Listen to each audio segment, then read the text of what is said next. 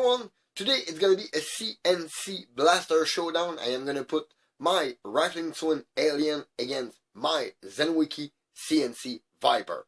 I'm your host Dave, welcome to that. The ZWQ Viper and the Rifling SWIN Alien, at the base they are two magazine-fed pistol blaster, but I think the resemblance just stopped there. To find out, let's check them out a little furthermore. Let's start with the Viper. The ZWQ Viper is a magazine-fed pull prime / top prime pistol blaster. It features a nice slide lock on it to mark when you are empty on your dart. Plus, the magazine can be removed and insert at any moment with this slim pusher inside.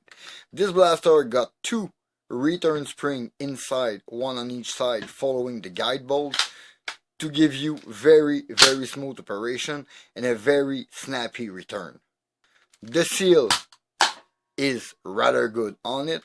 This particular model is equipped with a SWIN 175mm barrel and a custom 1.7mm spring inside. The original spring was giving me around 160-ish FPS, which is about the same as what the SWIN Alien would give.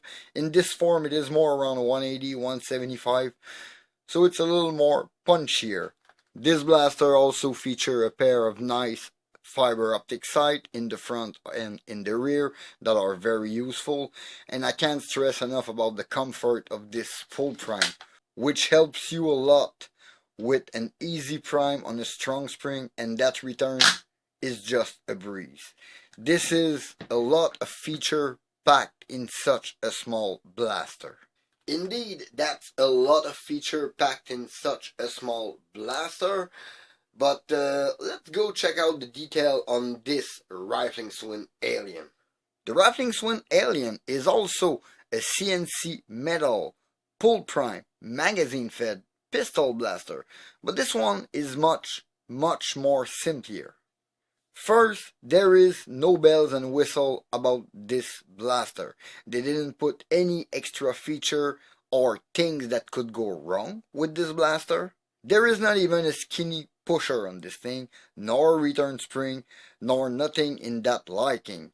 As a matter of fact, the line, the very simple, the aesthetically beautiful line, are kept very simple with one rail that got a groove in the middle that will help you aim with this front sight. That's it. That's all originally for the aiming.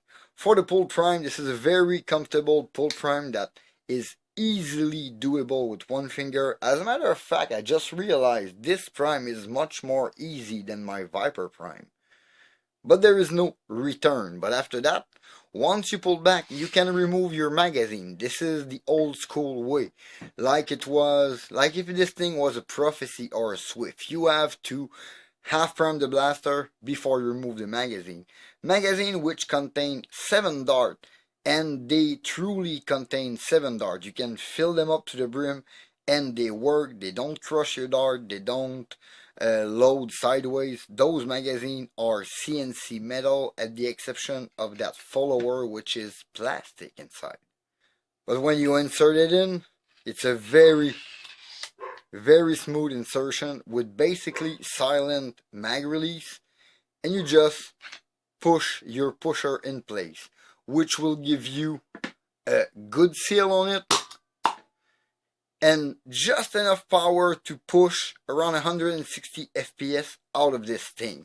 But again, with the rigidity and the quality of this blaster, you would easily be able to slap a bigger, tougher spring inside just to achieve that little 180 FPS even with this beautiful blaster. And it comes with the brand new version of the SWIN B-Car barrel. As I said earlier, this blaster is really page 1, chapter 1 of the magazine-fed half-dart blaster. It's a plunger tube, a pusher, a breech, a barrel with a mag well and a trigger. You got a smooth rear prime at the rear with some glow-in-the-dark indicator. Basically, the whole blaster is only 2-piece. This top part, which is the plunger tube and body, and this handle, which is only one big chunk of aluminum. So one is born as a kit that you install on a blaster, and the other one is basically a fully fledged SWIN blaster. But their form and function are not really the same. When I say form and function, it's basically because this is the basic blaster with a turnaround inside like a gecko blaster or a lynx if you want. Basically, when you prime the blaster, you bring the catch to grab the plunger, and then you pull the plunger backward with the spring compress into the plunger tube. This is an under barrel plunger tube system, and then when you pull on the catch, you release the spring which push the plunger this way. This is much more simpler. This is an inline plunger pusher barrel. Everything is standard, like 95% of the blaster out there. You have the tube, which is basically the body. When you pull on this prime with the pusher, it compresses the spring, bringing the plunger back. And then when you push back, it engages your dart into the dart gate. When you pull the trigger, it releases the catch, which will fire your dart, everything in a straight line. Very simple. Okay, the more we go on, the more it's kind of easy to set them apart, and I think the result is becoming more and more obvious here. Let's go check out what kind of money, what is the cost of those blasters, because yes, those have pretty high cost. Let's take Monkey Mod's pricing here for comparison, so we're gonna have one source giving us both price for both blaster. So I'm gonna go with the listing for the Rifling SWIN Alien on Monkey Mod, which is $490 United States dollar. Basically a $500 blaster. That is set for this one because that includes shipping. Let's go to this one. For this Viper, you will have to first own a Viper. I think it's $62.50. Then you will need to buy the plunger, the trigger, a new spring to go inside, the extended barrel, or spend a little more money to customize your own barrel. Monkey Mod have the new Harrier and Seagull barrel available. Maybe you can order a 30 centimeter one and cut it to the right length, and then you will have your barrel like I mentioned earlier. It will be pretty neat. That gives you another option, but still, buying all those parts and the slide kit, which is like 180 United States dollar just for the slide. There's no internal. You just have the slide, and you might have the catch, which might be metal in your kit, depending on the kit. Mine is. All that together gonna come to around 320 something United States dollar. Add shipping, another around $40. That gives you 360 United States dollar. And if you want a B car on it, add another $40 for, let's say, a first generation Rifling SWIN B car. This is what I use on this blaster exactly. As far accuracy goes, I have to say, using the same exact scar barrel on it, I used this scar barrel on both blaster. They were rather identical on the field, and that was super fun. Okay, so both blaster are performers. Both blaster are magazine fed, both are sidearm pistol. They both have their differences and their similarities.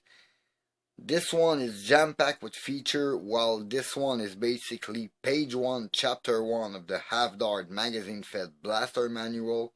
As much as this blaster is my unicorn, as much as I prefer the finish of this one, the quality of the part are a little higher everywhere with this blaster, with the wood and everything, I have to give this match to the Viper.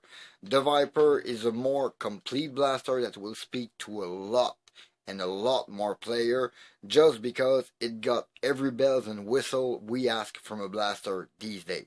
It got the return spring, it got the slide lock, it got the threaded dart gate that fit with the worker barrels. The parts are quite readily available if you go through Monkey Mod. I mean, this blaster got a lot more offering for the price it is. I mean, with a Zhenweiqi Viper, you get a lot more bang for your buck. That said, that removes nothing to the precious and crazy beautiful thing this Rifling SWIN is. To me, this is a masterpiece. This is my personal favorite of the two. I know I'm using this one a lot, and I've used it a lot since I have it, but I feel like I'm gonna use this one a lot more just as soon as I finish those wooden handles so they resist the time and game. My personal choice would be the Rifling SWIN, but to be objective, I have to give it to the Viper. Yeah, that is pretty much it. I have to be objective on it, so the Viper will offer you a lot and a lot more. This Rifling SWIN is super special to me, and I really plan to build my loadout around it because this is a breeze on the field. But I have to give it to the winner. This one is the one that packed more feature, offers more for your money. I mean, in the end, even buying some magazine and the holster, you would end up at the same price of the SWIN. So yes, this one is a better offering in the end. It's a better blaster to play on the field. It got more feature on it, but everything is super smooth and it is very snappy in operation. While this one, to me, it is more perfect because I got this muscle memory that makes me prime back before I remove my magazine. I often do it with this Viper, and you can imagine the result. So I really, really dig this thing. I love Simple Blaster, and this one is efficient and nice. I mean, the profile on it, the Viper look big compared to it, and that is a saying because the Viper is not that big of a blaster. But in the end, the Viper is a better blaster, but my favorite is my Alien. Yeah, I think that's it for this small video. In the meantime, you can always follow me on Facebook and Instagram at ThatOldNerveGuy. Please leave a like and comment, subscribe for more content. Don't forget to hit that bell to notify for my latest video. This was Dave Patag. Thank you for watching. See you next time. Bye.